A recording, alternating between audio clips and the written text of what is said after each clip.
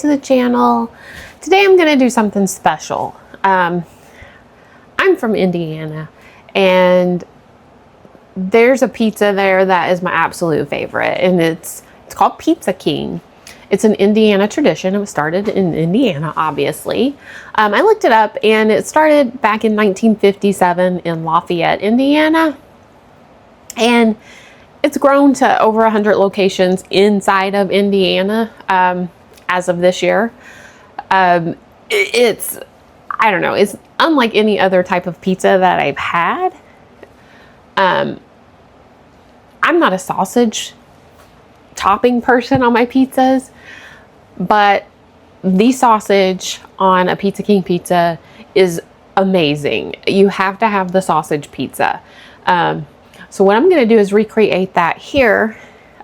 Since, living in Florida, I don't get it as often as I wish I could. But it is one of my first stops when I go back to visit. So it's a little complicating for me on the steps to make it, but so worth it if you're not near one and you can't just go into the restaurant and pick one up. So to get started, we're going to go over some of our ingredients that we'll be using for this pizza. So to make the crust, we're just going to need some all-purpose flour, some salt, and some baking powder. All simple ingredients. And then, amazingly enough, for the sauce, and I know a lot of people are probably thinking, no way, that can't be good, but it's really good. So what I do is I just take 2 cans of 6 ounces of tomato paste, and I mix that with equal parts of water. And I know what you're thinking, oh, that's not going to be good. But it actually is, and it's very spot on to what the Pizza King pizza sauce tastes like, so you just got to give it a try. And then as far as the toppings, like I said, the sausage is a must. So we just have some regular sausage that we're going to brown, and then we're actually going to put this through a food processor to make it very finely ground, which is key because Pizza King, all of their toppings are very finely chopped, even the pepperoni. So I have some chunky pepperoni here, which we don't want the slices. These are quite chunky compared to Pizza King though, so I will put these through the food processor to get them a little bit smaller than this. And then I also, for my pizza, I like to have some finely diced green pepper and some sweet onion. Now, as far as the spices that we're using, I have some fennel seed, some dill weed, and we have some rosemary. And as far as the cheese, I use a provolone mozzarella blend. That's the basic ingredients we're going to use. And for a Pizza King pizza, they put the cheese under the toppings. So it's going to be crust, sauce, cheese, and then the topping. I'm going to go ahead and start getting our toppings chopped up to the right size. So I'm going to make 2 pizzas. I'm going to make one of mine sausage, pepperoni, onion, and green pepper. And the other one is just going to be sausage and pepperoni. So I finely diced up a 1/2 cup of green pepper, 1/2 cup of onion,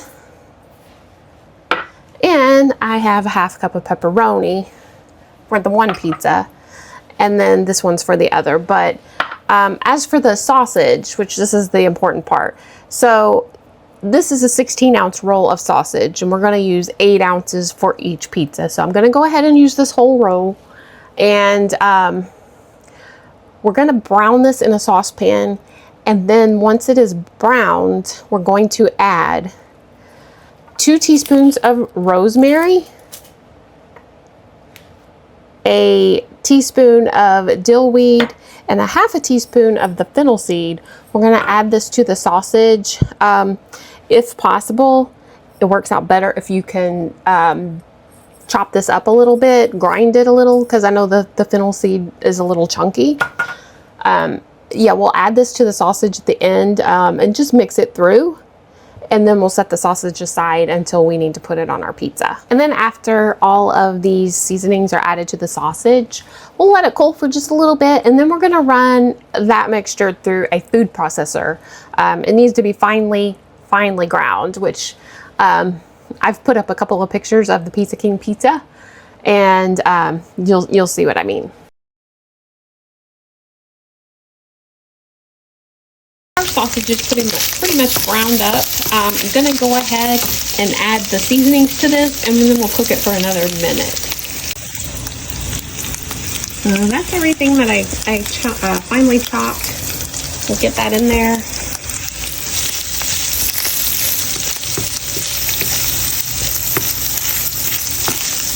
It gives it a very fragrant smell, and it reminds me so much of Pizza King. This is definitely a little bit chunkier than we want it, but like I said, we'll be putting this through a food processor here shortly. So I let my sausage cool a little bit, and now I've gone ahead and put it into the food processor, and then we'll finally grind this up. This is a pretty important step, so don't skip this one.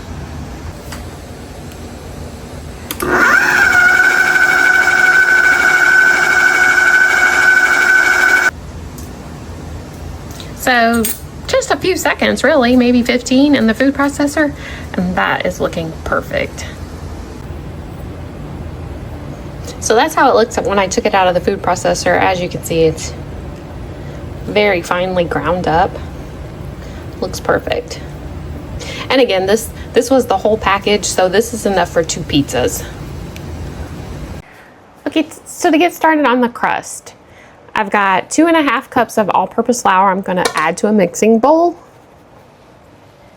And then I have 1 cup of cold water.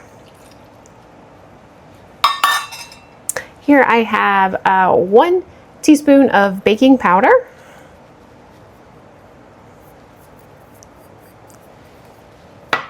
One teaspoon of salt. All right, so I'm just going to mix that around till we get the water incorporated. We are also going to add a tablespoon of olive oil. Go ahead and mix that in. You'll just keep mixing this together until it forms pizza dough.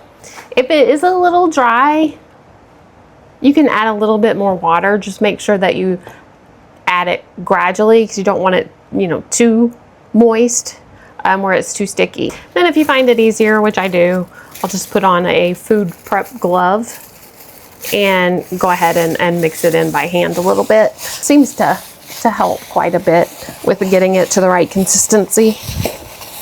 As you can see, we're almost there. We've got a little bit down in our bowl we need to absorb up.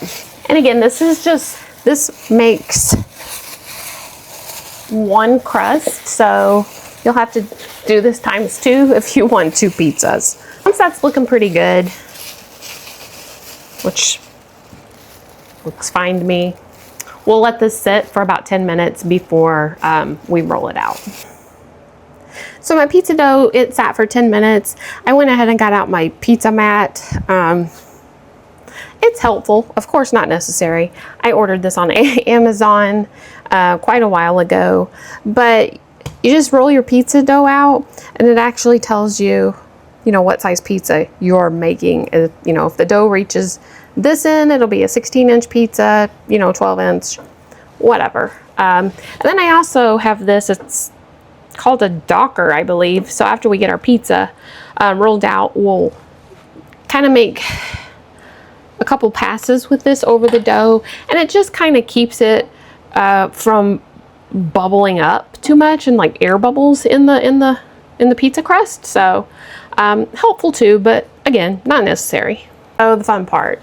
Gone ahead and put a little bit of the flour on my pizza mat, and I'm gonna start to roll out my dough.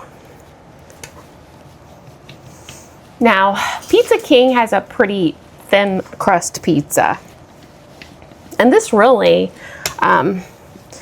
just based on the ingredients that we use to make it, it doesn't really rise in the oven too much, so it's pretty basic. This is definitely, I would say, the most time-consuming part. But, when you can't get the pizza here, what do you do? I guess it's worth all the trouble of making it. Of course, if I lived near Pizza King, I would just be driving over there to get one, but do what I gotta do. One of my favorite Pizza Kings to visit in Indiana, it's in New Albany, Indiana, and it's the cutest little setup, which I have some video of it that I can add from our last trip there a few months ago. But the center of the restaurant is kind of blocked off to customers because they have a little train in the middle. And the dining booths kind of outline the center of the building where the train is. So when you sit at your table, the little train goes around the restaurant and it'll stop at your table with your drinks. It's so cool.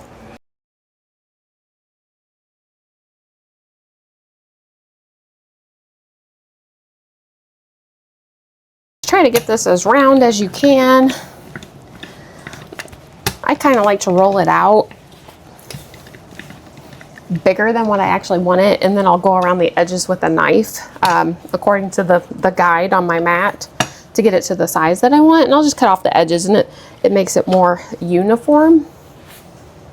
All right, mine roughly came out to a 14-inch pizza. Go ahead and trim the edges up.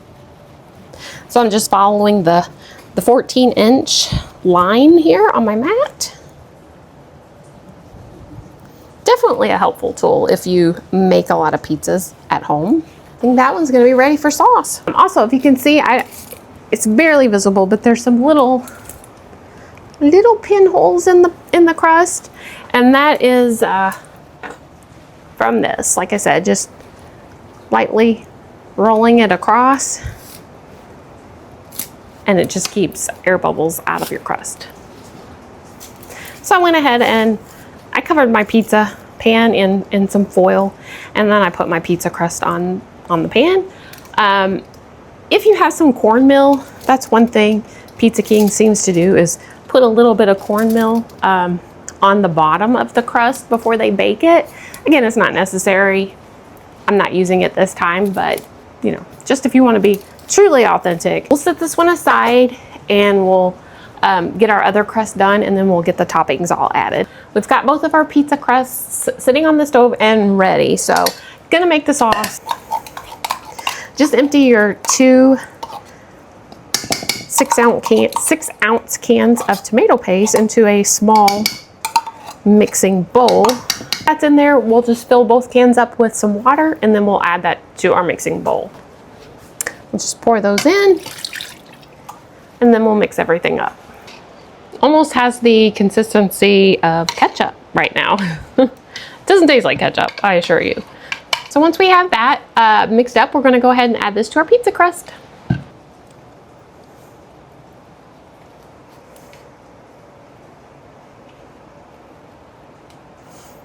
And try to get the sauce, when you spread it out, all the way to the edges. So this is the sauce on our first one. Now I'll go ahead and get the other one sauced up, and then we'll get ready for cheese. Okay, so they're both sauced up. And like I said before, Pizza King does put the cheese on before the topping. So I'm gonna add my mozzarella provolone blend to both. And then when that is done, we're gonna add a ½ teaspoon of dill weed, just kind of sprinkled over the cheese.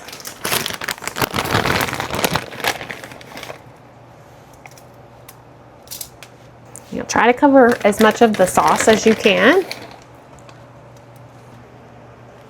This is how it looks with the cheese spread out. Now we're gonna add that ½ teaspoon of dill weed to each pizza. And just to kind of get it evenly spread, I'll just measure it, then dump it in my hand and kind of sprinkle it over. All right, we're ready for our toppings. So like I said, I'm gonna do one sausage pepperoni and one sausage pepperoni with onions and peppers. Start on this one. Just sprinkle it around.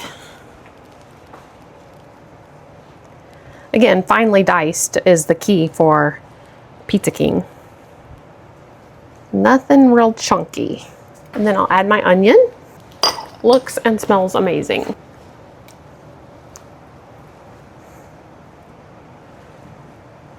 Okay, and then the best part, the sausage. I'm not a big fan of sausage pizza, but the sausage is a must on this one. It's so good. So I'll go ahead and split it evenly between the two pizzas. I grew up eating this. Definitely a favorite for a lot of people that know Pizza King.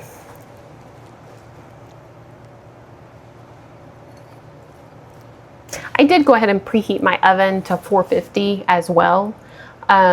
Once that is preheated, we'll get these cooking. Oh, I think it's ready. Well, this is how they're looking. The oven just finished preheating, so this is our sausage, pepperoni, onion, green pepper. Looks absolutely delicious, and it's not even cooked yet. And here is the sausage pepperoni. That's what I like to see. Lots of sausage.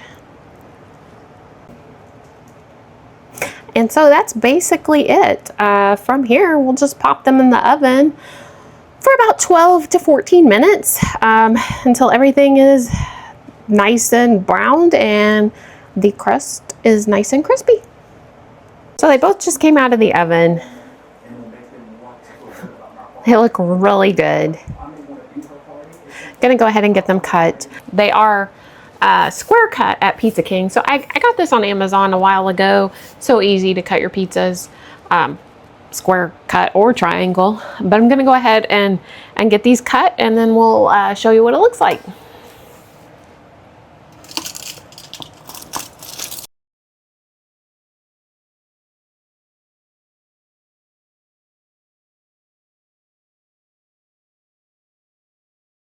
As you can see, it takes a little bit of work to get this pizza made. It's so worth it if you can't get the actual Pizza King pizza. So hopefully you'll enjoy it, and don't forget to like and subscribe, and we'll see you next time.